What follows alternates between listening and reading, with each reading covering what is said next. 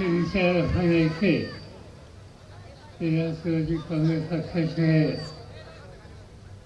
महाराष्ट्राचे अध्यक्ष जयंत पाटील आपल्या सगळ्यांच्या वतीनं डोंबिवली लोकसभा मतदारसंघामध्ये निवडणूक लढवणार आहे.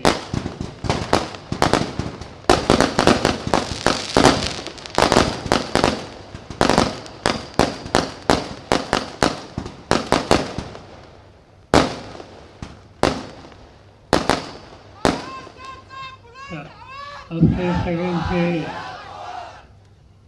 उमेदवार भास्करराव भगरे राष्ट्रीय काँग्रेस पक्ष, राष्ट्रवादी काँग्रेस पक्ष, उद्धव ठाकरेंच्या नेतृत्वाखालचा शिवसेना पक्ष, मार्क्सवादी कम्युनिस्ट पार्टी,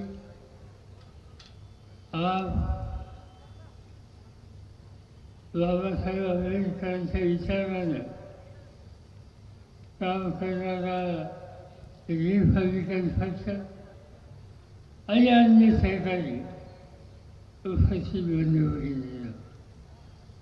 गेले 2-3 तास आज आपण भगिनींच्या निवडणुकीच्या प्रचाराची भाषण ऐकतात. निवडणूक जवळ आली. हा शेवटचा टप्पा आहे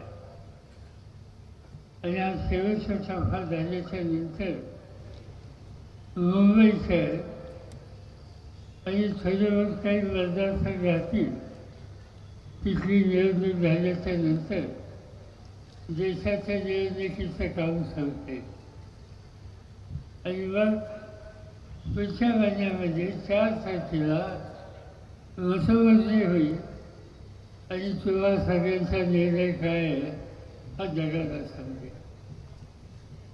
हा देश मोठा देश, लोकशाही मानणारा देश आहे आणि जगाचं लक्ष या निवडणुकीच्याकडे आहे. आणि त्याचं कारण या देशामध्ये महात्मा गांधी असो, पंडित नेहरू असो, लाल बहादूर शास्त्री असो, इंदिरा गांधी असो, नरसिंहराव असो, मनमोहन सिंग असो, अनेकांची नावं घेता येतील. त्यांनी या देशाची संसदीय लोकशाही पद्धती जतन केली आणि तुम्ही सगळ्यांनी त्यावर साथ दिली. आज चित्र वेगळं दिसते. आज चित्र हे दिसते की देशाची सत्ता मोदींच्या हातामध्ये आणि मोदींची भूमिका ही बोलायची एक आणि करायची दुसरी. तुम्हाला एकच प्रश्न विचारतो, तुमच्या भागामध्ये, तुमच्या गावामध्ये पंचायत समितीच्या निवडणुका झाल्यात, जिल्हा परिषदेच्या निवडणुका झाल्यात, तर कशाच्या निवडणुका झाल्या? आज मोदी साहेब अशा वेळी सत्ता आल्याच्या नंतर आज पंचायत समिती थांबली, ग्रामपंचायत थांबली, जिल्हा परिषद थांबली, उद्या त्याला देशाची निवडणूकसुद्धा थांबवतील आणि देशाची सत्ता आपल्या उंचीमध्ये घेतली. त्यांनी लोकशाही शिल्लक राहणार नाही. तुमचा माझा सगळ्यांचा अधिकार उद्ध्वस्त होईल आणि हे महत्त्वाचं संकट आज या देशाच्या समोर आलेले. भाषणे करतात. त्यावेळेस तुमच्या जिल्ह्यामध्ये आले होते आणि सांगितलं काय भाषण करावं. प्रधानमंत्र्यांनी त्यांनी सांगितलं की तुमच्या घरातलं सोनं हे काढलं जाईल आणि ठराविक लोकांना दिलं जाईल. मला समजत नाही या देशाच्या 300 कोट्यावधी लोकांच्या घरातलं सोनं कोण काढून घेणार आणि काढून घेत असेल, कुणी चोरी करत असेल तर सरकार काय लगेचही भूमिका घेणार. पोलीस जर या संबंधीचा काही निकाल देणार नाही. पण लोकांच्या मनामध्ये एक प्रकारचा संग्रह भीती ही तयार करण्याच्या उद्देशावर आज केलं. हे सांगत असताना खूप वेळेला समाजाच्या लहान घटकांना अल्पसंख्याकांना आणखीन कसं राहून टाकलेलं अशा प्रकारचे विकास घेतात. ते सांगतात की ज्यांच्या घरासमोर ज्या गरणाला येतात ते तुमच्या घराचं सोनं त्या ठिकाणी घेऊन जातात. ही शुद्ध फसवणूक आहे. त्याची एकही गोष्ट या ठिकाणी होणार नाही. पण या निमित्ताने महत्त्वाचा प्रश्न सोडवण्यासाठी आपल्याला अपयश झाल्याच्या नंतर लोकांचा विचार हा वैयक्तिक वळवायचा आणि त्यांच्या मनामध्ये अशी शंका फायदा करायची हे सूत्र आजच्या प्रधानमंत्र्यांचे आणि त्यामुळे अशा प्रकारची भाषणं ते करत असतात. ते आले इथं त्यांनी विचारलं शरद पवारांनी 10 वर्षात काय केलं. शरद पवार शेती खात्याचे मंत्री होते तेव्हा काय केलं. चांगला प्रश्न आहे. जरूर मी सांगतो देशाच्या शेती खात्याचं काम माझ्याकडे आलं 2004 आणि आल्याच्या नंतर शपथ घेतली आणि पहिली फाईल माझ्याकडे आली ती ही होती की देशाच्या गोदाममध्ये धान्य नाही म्हणून अमेरिकेतनं ब्राझीलमधलं धान्य खरेदी करा. मी अस्वस्थ झालो. हा शेतीप्रधान देश बनायचा. शेतकऱ्याच्या भोवती जन्माला आलो म्हणून अभिमानाने सांगायचं आणि आमच्या देशाच्या लोकांना 2 वर्ष अन्न द्यायला अमेरिकेतनं धान्य आलं हे काही शक्य नाही म्हणून मी थांबवलं. पण नंतर मला निर्णय घ्यावा लागेल.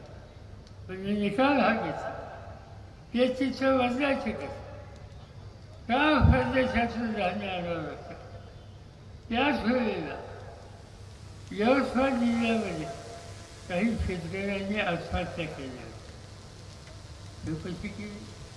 सकाळी यवतमाळला गेलो आणि तिथे गेल्याच्या नंतर त्याला फटाके वाजू नका.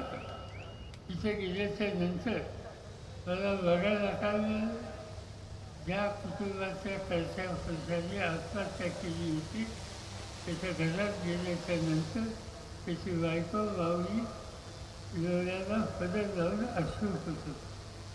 मी तिला विचारलं काय असं झालं तुझ्या माणसाने आत्महत्या का केली. तिने सांगितलं की डोक्यावर कर्ज फेडता आलं नाही. सावकाराचं कर्ज घेतलं होतं.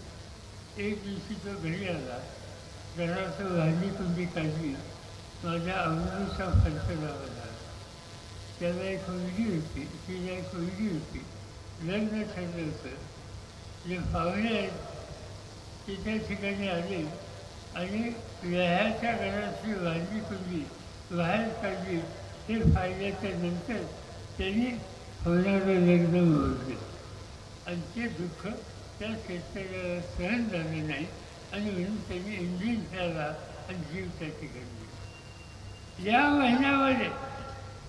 महिन्यामध्ये महाराष्ट्रामध्ये 700 शेतकऱ्यांनी आत्महत्या केली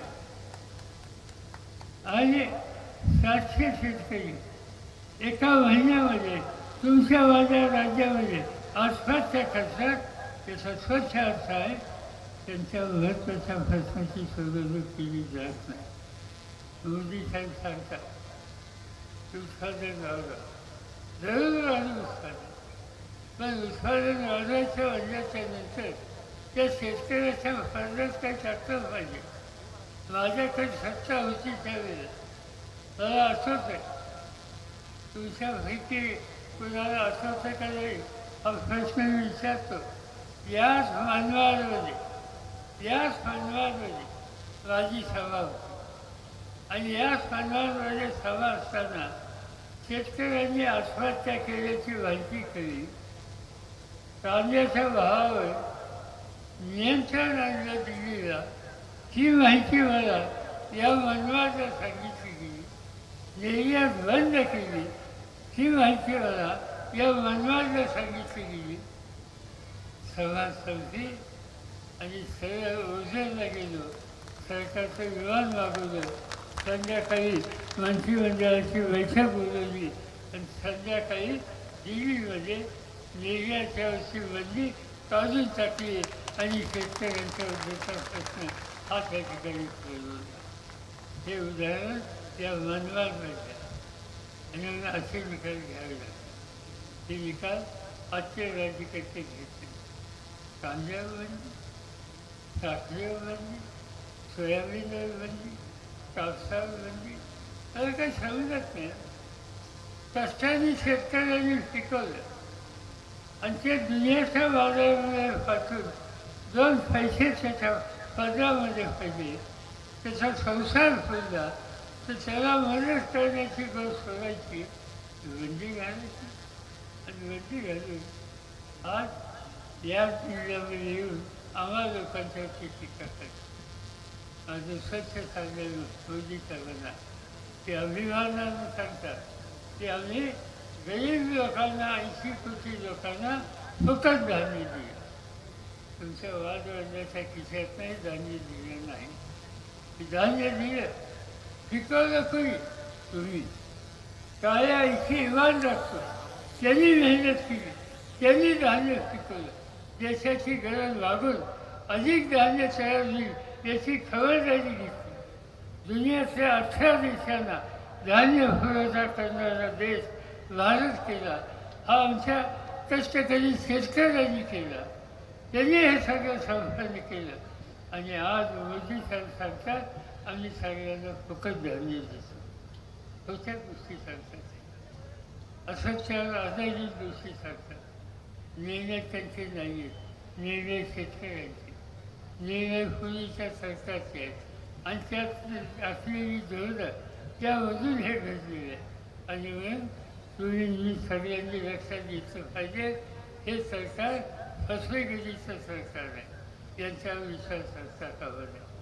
आज या ठिकाणी अतिशय चांगला उमेदवार आम्ही सगळ्यांनी तुमच्यासमोर वर्गीयांच्या रूपाने आदिवासीचा हा उमेदवार आहे. आदिवासींनी या देशाची शेती वाचवली. जल, जंगल, जमीन या 3 गोष्टी या देशामध्ये कुणी वाचवल्या असतील तर त्या आदिवासींनी वाचवल्या आणि म्हणून त्यांना सन्मानानं आम्ही आदिवासी म्हणतो.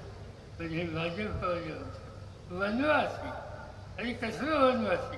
माझा आदिवासी जो जल सांभाळतो, जो जंगल सांभाळतो, जो जमीन सांभाळतो आणि सेवा करतो, तो आदिवासी हा तो आदिवासी आदिवासी आहे, वनवासी नाही.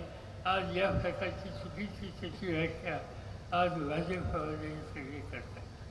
आणि म्हणून एक आदिवासी समाजाचा शिक्षित एक चांगला उमेदवार आज तुमच्या सगळ्यांच्या समोर दिला आहे. मी नाशिकला आल्यापासून जो जो मला भेटतोय तो मला सांगतोय की यावेळेला नाशिकच्या तुमची दिंडोरीची सीट मोठ्या मताने विजय होणार आहे आणि हा विजय आज या ठिकाणी वडिलांच्या रूपाने येणार आहे. ही सीट जशी येणार आहे तशी नाशिकची सुद्धा सीट ही या ठिकाणी येणार आहे. आणि तिसरी जी सीट आहे ती त्या ठिकाणी येणार आहे.